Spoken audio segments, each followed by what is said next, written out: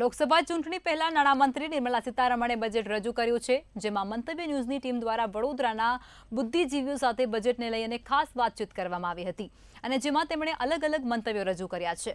તેમજ તેમણે કહ્યું છે કે ગરીબ અને મધ્યમ વર્ગના લોકો માટે બજેટમાં ફાયદાકારક છે. તેમજ અન્યએ કહ્યું છે કે મોદી સરકારનું વિઝન લાંબા ગાળે જ દેખાય છે.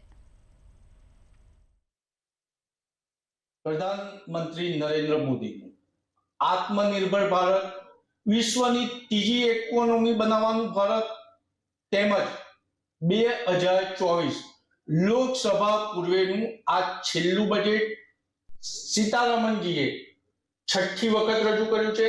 મંતવ્યની ટીમ પહોંચી છે વડોદરાના બુદ્ધિજીવી એટલે પ્રબુદ્ધ નાગરિકોનું મંતવ્ય લેવા.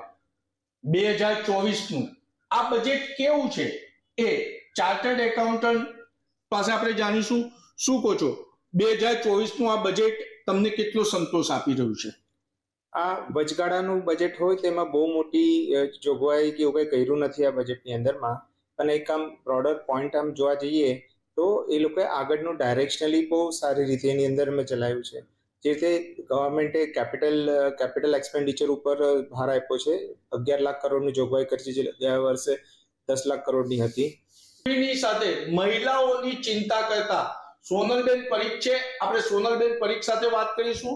સોનલબેન, શું કહો છો, મહિલાઓની ચિંતા કરો છો તો આ બજેટમાં તમને મહિલાઓ અને ને શું લાભ આપતો દેખાય છે?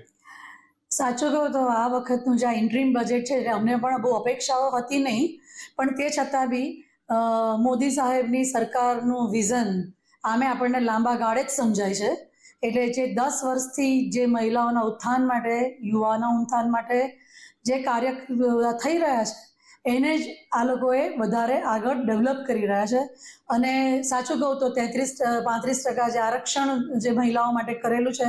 જો ફાઇનાન્સ મિનિસ્ટર નિર્મલા સીતારમણજીના બજેટને વધાવી રહ્યા છે. કેમેરામેન કેતન સિંધે સાથે નિલેશ બ્રહ્મભટ્ટ, મંતવ્ય ન્યૂઝ, વડોદરા.